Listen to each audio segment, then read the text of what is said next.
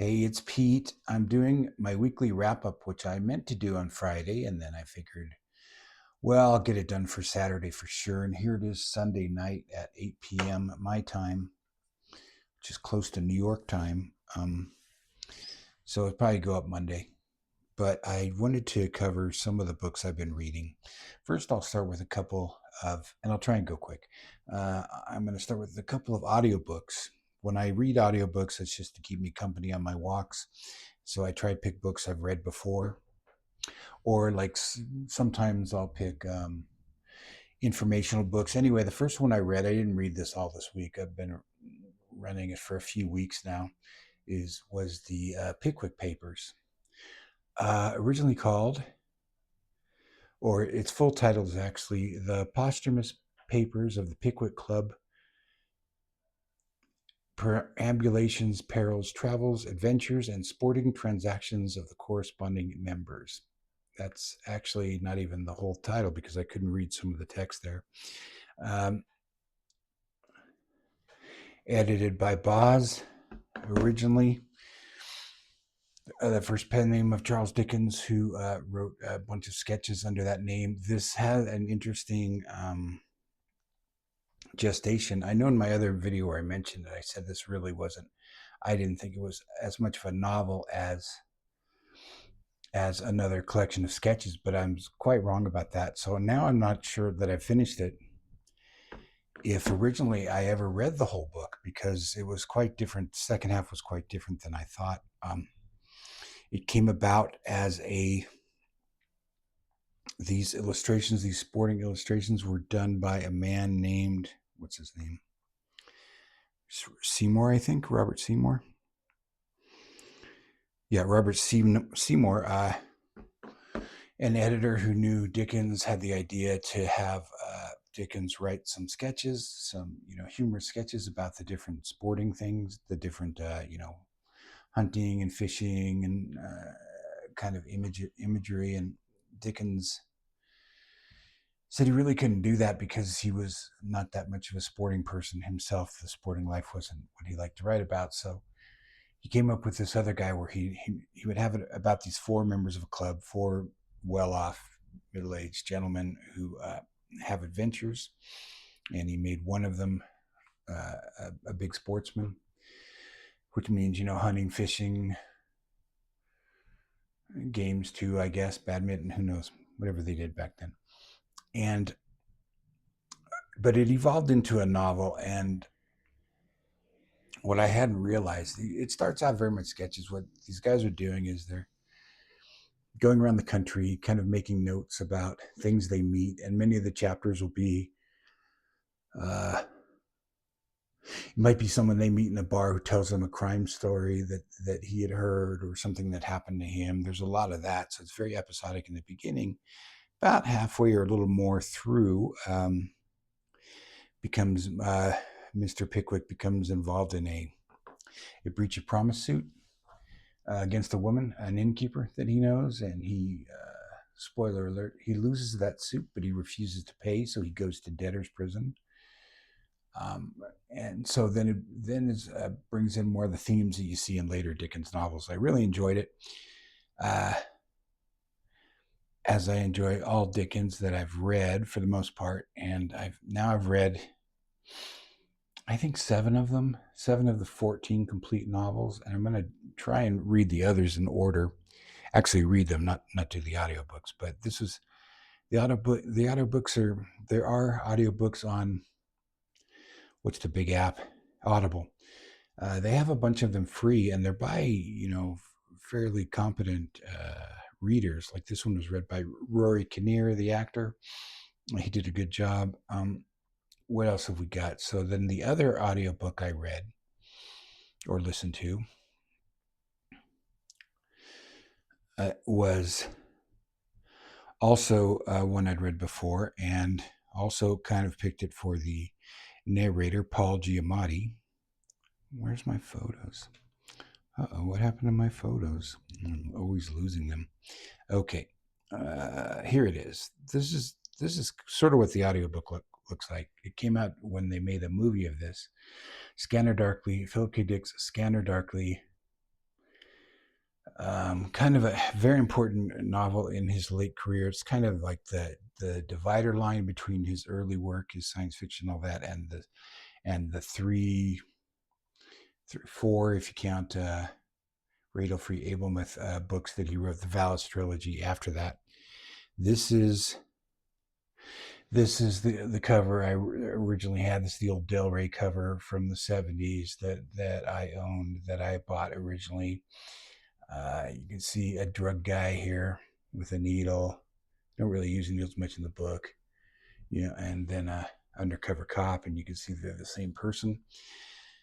His best yet, said the ALA book list. I don't know about that. I really liked it when I read it originally. I think it was probably the first Philip K. Dick I read. I just read it because it was a new science fiction book that came out. But then I went, and a lot of his books were very hard to find at this time. This was like, I think, 79. It said in the drug culture of Orange County. Is it Orange County, California? Someplace like that. Someplace in Southern California, outside of LA. I feel bad for not remembering what county it was in. Anyway, the Philip K. Dick character, the insert character, is this cop named Bob Arctor, who is divorced and has children and is in his late 30s, early 40s, something like that, surrounded by all these hippie kids. His house is kind of like a hangout because he owns a house that he used to live in with his family, and it's all run down, and they all do drugs there, and people hang out and come and go, and he's losing his mind, which you might not be surprised to learn from a Philip K. Dick novel. He is an undercover cop, deep undercover. There's a few science fiction elements. This is written in the 70s. Set in 1996, with really no effort to try and disguise the language or anything. It's actually very dated. There's a reason, like in the old Star Treks, the 90s era Star Treks and the 60s era Star Trek too, that they stay away from like popular phrases and things like that because they don't want them to sound too tied to the present. They drop that in the new series, and that's kind of a problem that people are having when you have a character like Paul Giamatti's character on Starfleet 90210, Starfleet Academy. The character Paul Giamatti plays say things like "payback's a bitch," which is not even contemporary slang. It's more like from a movie in the 90s or anything. But they've got these people are saying things like, they call the non-drug people the straights, and they say things like they have all the same kind of corny sort of 70s drug lingo and all that. He got a lot of help on this from Jody Lynn Del Rey, the editor here, who, from what I've heard, was an excellent editor. In fact, William Goldman, who wrote The Princess Bride, the novel, and then I think he wrote the screenplay too, said she was, and that was his only fantasy book, and it was published by Del Rey originally, said that she was the best editor he'd ever worked with. And she kind of worked with him, just from my little bit of research on Wikipedia and stuff. And she worked with him on sort of re-emphasizing the science fiction stuff, because he had been burned many times. I think most people who read Philip K. Dick now know that he wrote at least 10 non-science fiction novels. He was only ever able to sell one, Confessions of a Crap Artist, and that was like set up kind of as a self-publishing operation. All those books came out immediately after he died, and then immediately after that, Blade Runner was a critical hit, not a commercial hit, but it was a hit with the right people. Then all his books started coming out. Too late to do him any good, and some of those books were quite good. But so he wanted to write this story of this time in his life when he sort of dropped out. He stopped writing. He got very into drugs. He started hanging out with lots of kids and stuff. I mean, he's kind of got an issue that way, maturity-wise. throughout his career. That's kind of a repeating theme throughout his life. But they put it in the future, and they put in some science fiction stuff. There's a fictional drug called Substance D, not true. D for death, not too trying too hard for the symbolism there. Some interesting elements, though, is the paranoia that Dick is famous for is in this book. This character, he's got something he wears called a scramble suit, which is one of the big, besides the fictional drug Substance D, basically the only other sort of strongly science fiction element is these scramble suits, so that he can be undercover, so his identity can be hidden. Now, he's undercover as himself when he's a drug addict, when he's in the drug trade. His name is Bob Arctor. When he's working for the local police narcotics division, he is codenamed Fred, and wears a scramble suit when he goes into work and things like that. When he goes into police headquarters, so the scramble suit is just to disguise him from the police. It doesn't really hold together logically, but it works perfectly for the story because no one in the police knows who he is. Nobody seems to know his real identity. Nobody they just take his reports and things. The inevitable happens in that he's given the new assignment of investigating Bob Arctor himself by the police, who don't know that he is Bob Arctor, although they know that he might be because they know he's one of a group of people. So he has to go through all these, and the scramble suit just blurs him out, like sort of, like a Black Mirror kind of thing. So like if he's walking down the street in the scramble suit, nobody can hear his voice. The people just see a blur there, and there's other agents doing the same thing. So it's not a real practical device. All it does is protect him from the police, who you would think would be able to, you would want as a backup for yourself if you were undercover. And that kind of plays in later at the end of the book. When he disappears, the police don't know where he's gone.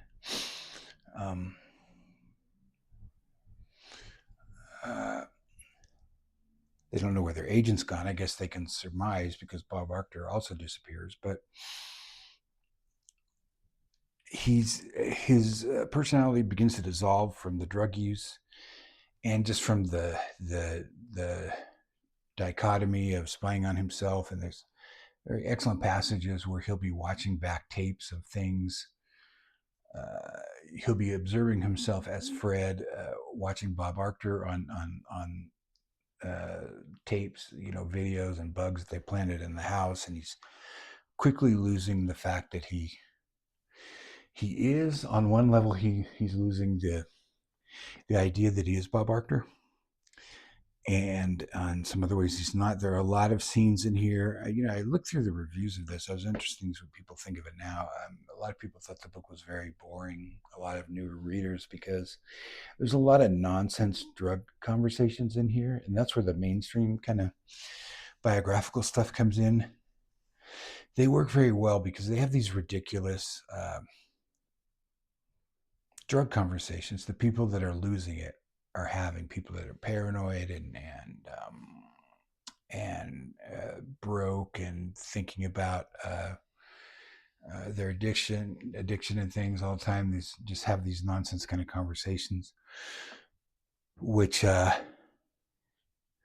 he's confronted with it sometimes at police headquarters. Like, you can see how messed up all these people are, because they're having this big argument about how you get 10 gears off of 7 gears on a bicycle and things like that go on for pages and pages.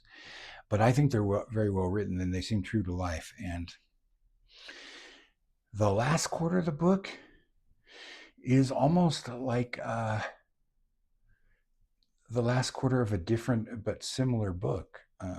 He gets put on this other path. I don't know if I want to spoil all that, go this way, but he turns out he was under investigation, or he was a target of a federal investigation this entire time by people he thought he was investigating. A couple key characters, or one key character, I mean, and then she has an ally that comes in later. And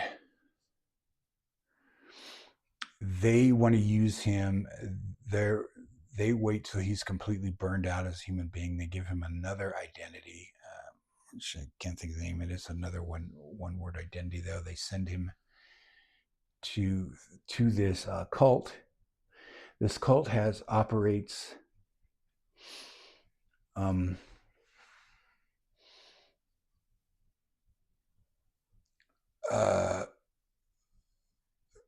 a drug operation. It's a cover for drug operation. I thought, a lot of this stuff really hit differently. Oh, I did that stupid thing again. Hits differently. See, still watching too much Twitter. But having read Chaos, the book about the CIA and the Manson family, a lot of this hits different. Like some of the scenes and the elements around the drug treatment center that they go to, and people who are ostensibly supposed to help these people and have their own agenda. And it made me think, I would have to think more about this probably to be sure, but I think seems like a lot of Philip K. Dick in the popular imagination in the movies and stuff is there's this kind of grand conspiracy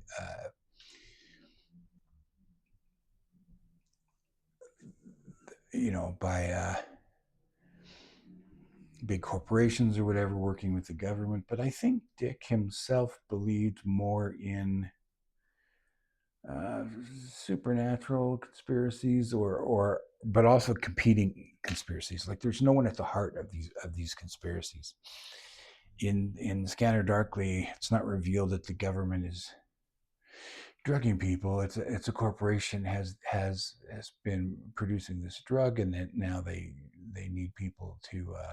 It's not even a corporation; it's a cult. But it's like the main point in Dick, I think, is not that there might be conspiracies, or that certain people might be androids, or that certain people are or you might be an android and people are keeping it from you and that kind of thing. Is that it's really impossible to know from his point of view what is real and what is not real.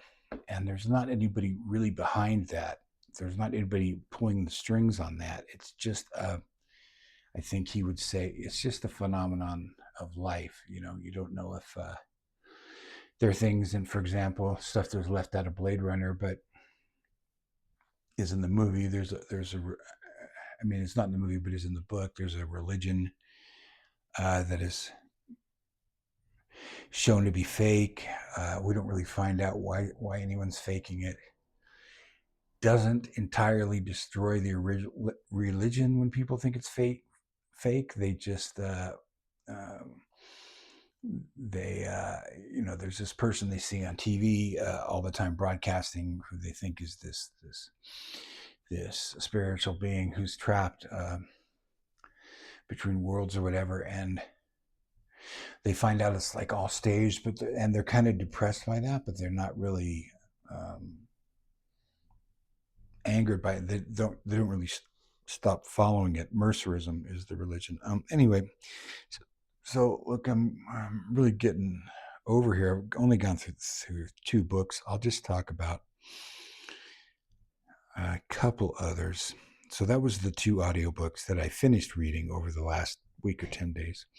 Then I read this one, All Things Bright and Beautiful. This is my soft read, my sentimental read for the week. This is the second James Herriot collection. The third, originally published as the 3rd and 4th novels. Quite good as the original. Not as good as the original, because this one has almost all James Herriot and his cases.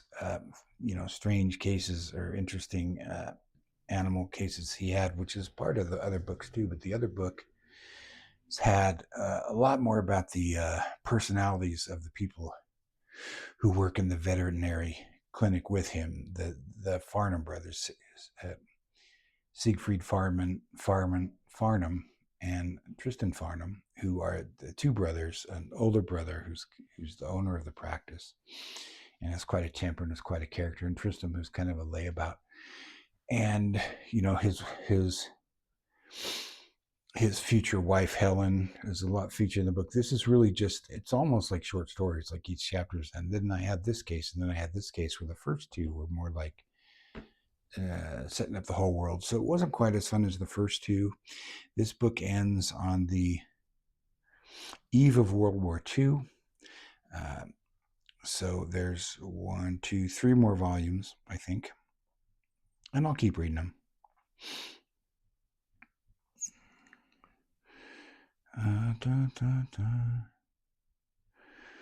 Okay, so I read a couple. I finished this book. I'd read one before, Joyce Carol Oates, Double Trouble. This is 2 novels she wrote under the reissued that she wrote under the Rosamund Smith byline in the 80s.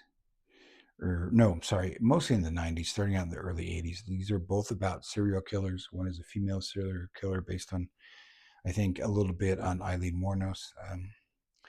The other is a male serial killer who comes in a weird way, becomes under the spell of a woman he meets.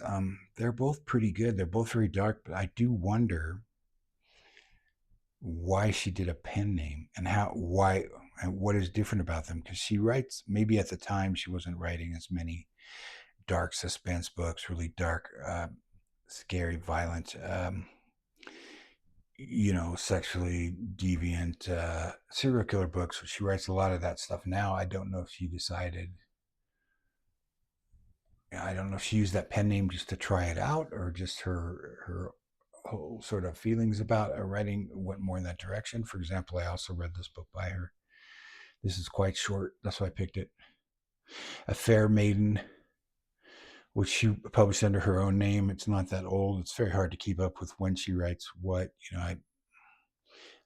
because she writes so much. I think it's about 100 pages. What I read about this on the back and stuff was that it's supposed to be kind of her take on her reimagining or her deconstruction, whatever, of Lolita by Nabokov, but it really doesn't work like that.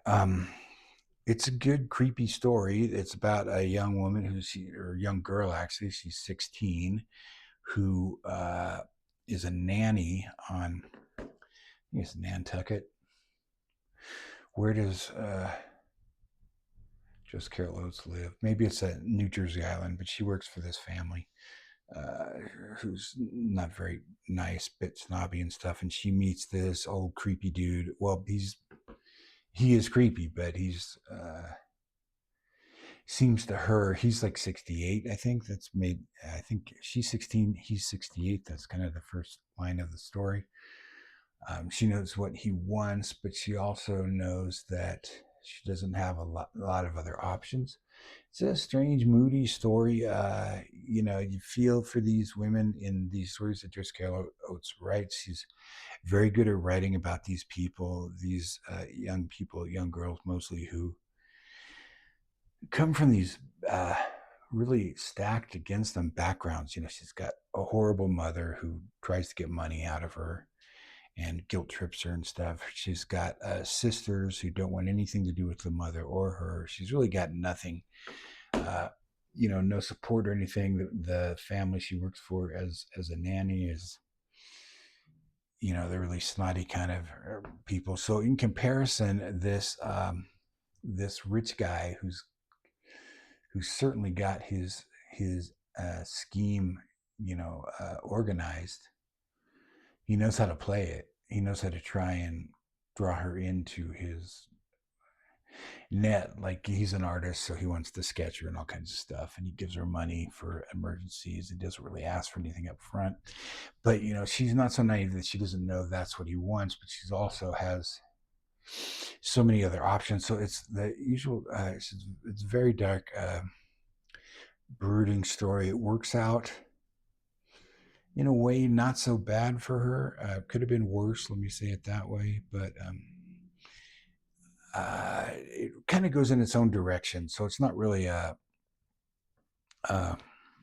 related to Nabokov, other than the fact that it's pedophilia or near pedophilia, I guess, in this case, because Lolita is, of course, much younger than this character. But, I was just interested because, like, why is she willing to put that under her name and not these other books?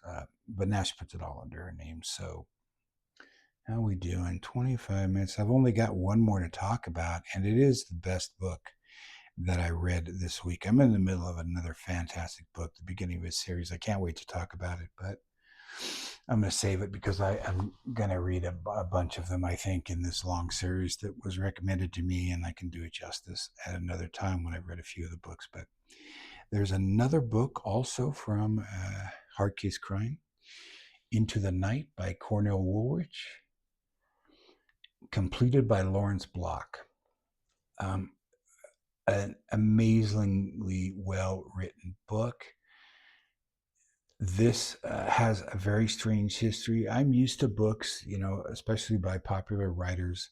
Cornell Woolrich, if you don't know, was the author of, or even if you do know, was the probably most famous now. He wrote a lot of novels, a lot of them with black in the title, like The Bride Wore Black and Black Alibi, and terrific books from the 50s and 60s. Very, very moody and dreamlike. Hundreds of short stories. Most famously, now, if anybody's heard of anything by Cornell Woolrich, they probably heard of Rear Window, which was a short story he wrote, although maybe he called it something else. I don't know. There was basis for the Hitchcock novel. And if you know the plot of that more or less, you know the kind of things that interested Woolrich.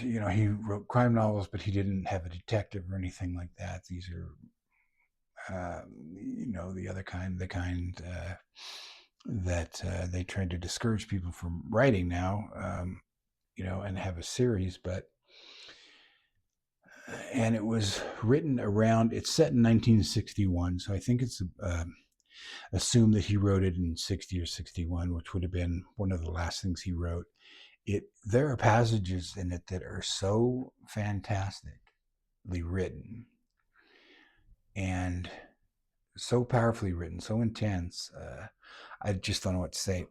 I've read a lot of his books before. I think I'm going to have to read them again because I enjoyed them at the time. But I don't know how many I read. As many as I could get probably back then. He was a favorite of mine at one time. So, when I start to say, you see these kind of things completed by another author, for example, who leave a manuscript behind, like Mickey Spillane, like Max Allan Collins is completing all the Mickey Spillane fragments.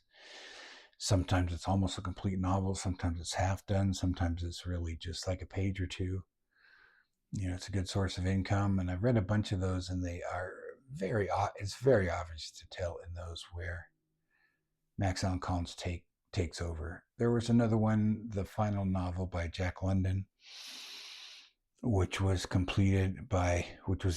It was completed by a crime writer named Robert L. Fish.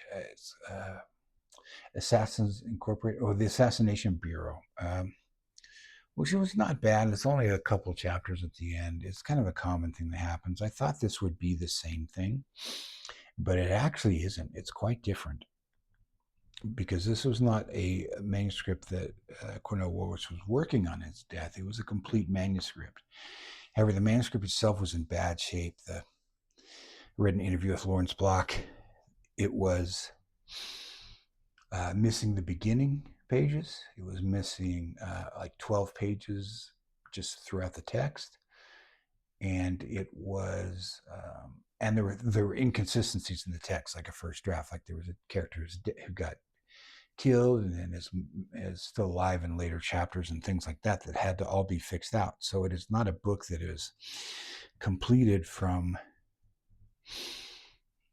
a partial draft. It was a complete novel where they didn't have everything. So Lawrence Block, who's obviously very well versed in Cornell Woolrich, because it's hard to tell. There's a couple places where I think I can guess who wrote what, but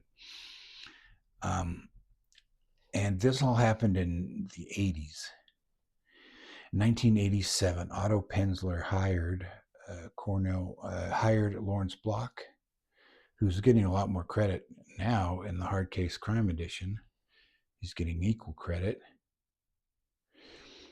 Back in '87, he wasn't. I guess he wasn't as famous yet, or Cornell Woolrich was more famous. Anyway, this is kind of important because these two editions, the '87 edition, and it's been out of print since then, and now this one, have apparently different endings. Lawrence Block decided to change the ending that Cornell Woolrich wrote. I don't think anybody cares about Cornell Woolrich or cares about any of this anymore, so there was no controversy over that. I was kind of scandalized to read that. That he actually changed the book. In that same article, I'll see if I can find it and link to it if I remember. It was an interview done. There's no afterword or anything in this book. It's really it's just the text. Which usually these kind of things they like to do an afterword or forward, explain how it all came to be. They didn't do that with this one, but he kind of concludes his interview. This little article / interview that was done by him in Publishers Weekly or wherever, I can't remember. I'll find it and link to it. That he took the job. He says, I took the job for ego and avarice. Okay, but I don't want to criticize him because he did do an excellent job in turning this into a published novel. I would really much rather read just the fragmented version, even if it was missing stuff. In fact, I intended, the reason I looked for that information online, I wanted to see kind of where Cornell Woolrich left off, and I was not going to read the rest of the book if I could tell. There's like fragments, like Robert Parker wrote a book from a fragment, I think Poodle Springs, the fragment, just like a chapter or two of Raymond Chandler's last fragment. And I mean, I just grabbed that in the bookstore. I just read the Raymond Chandler parts. I don't care about some other person's one idea. That's not possible with this, though, because Lawrence Block wrote through the middle of it. The reason he changed the end from the '87 version is he thought the ending was falsely optimistic. So now I want to, see if I can find this. So I can read the falsely optimistic one, which could have been Cornell Woolrich at the time. He was writing in the early '60s, kind of self-censoring himself. Like people often had to do. Maybe it was written towards a more dark ending originally, and then Cornell Woolrich toned it down or whatever, but we'll never know because I'm grateful to have it, though. Some of this book is so strange. It also has stuff that might, if you're really into plotting and that kind of stuff, there are some shocking coincidences in here that you have to wonder if this is like a supernatural novel and there's other things at work, or there's just lazy writing or whatever. There's one coincidence that is so bad. But that kind of stuff doesn't really bother me. If it makes things worse, if it makes the story more interesting, if it moves things along, and I think it does that there, and I'm used to that because I know what kind of writer Cornell Woolrich was, and that was really kind of a rap on him, that his stories were kind of absurd. And I remember the one that didn't work for me. There was a short story he wrote about a pulp writer. This will be the last thing, then I'll wrap up. I forget the name of it, though. It used to be as available as just like 99 cents as a short story on its own on Kindle when Kindle first started out. This guy checks into a hotel because he has to write a whole novel in a weekend. Checks in a hotel with like a bunch of bourbon and stuff or whatever. And, he's a hack writer, quote unquote. He can write very fast, but he really has to focus. And he sits down, he starts writing this story. He's got 72 hours or whatever, and it has to be turned in. It's 80,000 words, 60,000 words, whatever. it's all about the stress of writing it, and he's thinking about the stories he's going, and he's keep pushing himself, pushing himself, pushing himself. And the end of the story, I'll spoil it for you. What the hell? It's a terrible story. It's almost like a joke story. He looks down at the, has this roll of butcher paper. He's going to use it, the Earl Stanley Gardner method.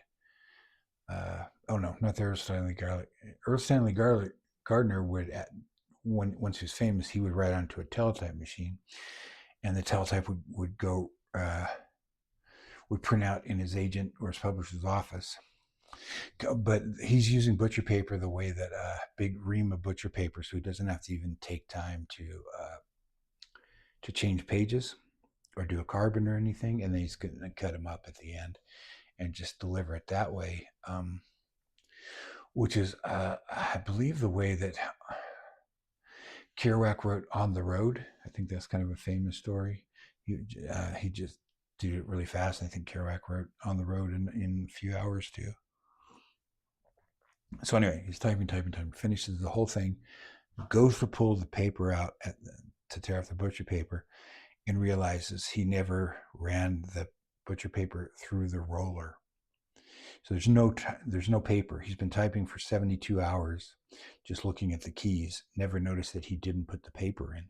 That's the end of the story. So I don't really buy that. I'm sorry, I don't. It is a great ending of a story, though. So he does stuff like that a lot. He gets criticized for, but what he gets praised for, and which is so good in this novel, the way it starts is just this terrible conflation of events. And conflation, is that the word I want? It's not even really, that's not even accurate, because there's this woman who's going to be our main character, and she's got a gun that her father, whose dad left her, and she's thinking about suicide, and she's debating whether to kill herself or not. When it starts, obviously she doesn't kill herself, because we wouldn't have the rest of the book then, but the debate that goes on in her mind is pretty intense. Like, well, if it doesn't matter, then if nothing in life is worth living for, and it doesn't matter, why does it even matter if I would kill myself? Why wouldn't I not kill myself if nothing makes any difference? So she starts in a very, very bleak place in life, totally depressed, totally, almost to the point of inaction, maybe. What happens next kind of puts her on this path where she has something to do, and she tries to do it, and she goes through many different meetings of people. She has money. You couldn't tell this story about a person who doesn't have money. I should leave it there. It's an interesting read. If you read it, or if you've read it, I'd be curious to know what people think, but it's well worth a read, because just of the atmosphere and the thoughts that go through the characters' heads and the way they confront each other on stuff. It's really powerful writing. And that was it. Mostly dark books, because of all that Joyce Carol Oates, but there was a little bright and James Herriot. And now I'm reading a really fun adventure series, so I look forward to talking about that one. And in fact, I'll get back to reading that right now. So talk to you guys later.